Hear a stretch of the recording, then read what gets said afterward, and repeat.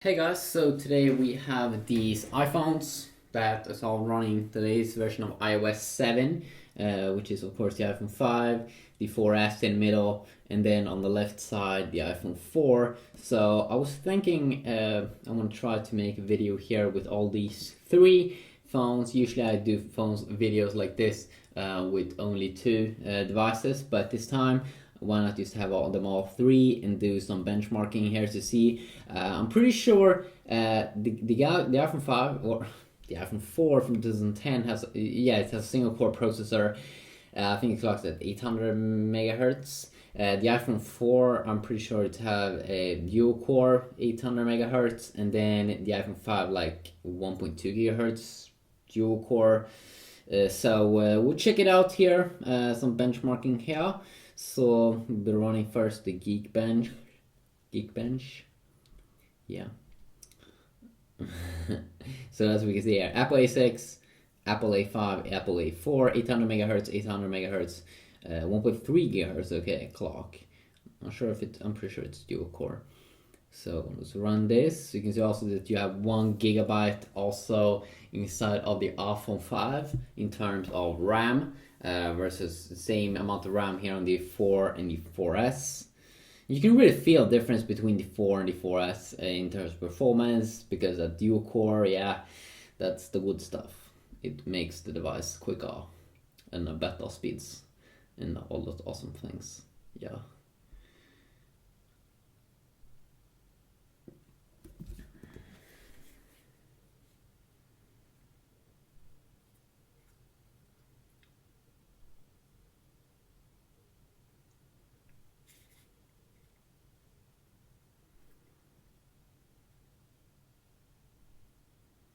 So we got a score now on das iPhone. Das iPhone 5. That's iPhone 5. So 1674 is the score that we're getting now. Just to wait for those other two boys to finish up. Oh, the 4S is a little bit slower here. It's in the middle.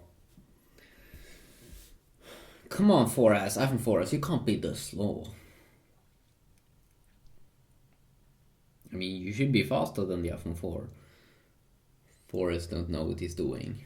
Okay, so you can clearly see here that there's a big performance difference, and you can clearly see that Apple do care and do increase the performance in each new iPhone.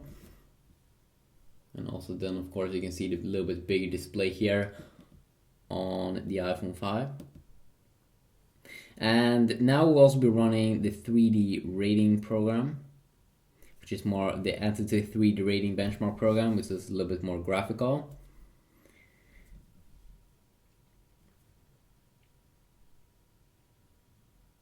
You can clearly see here that the iPhone 5 is performing better here in terms of overall performance.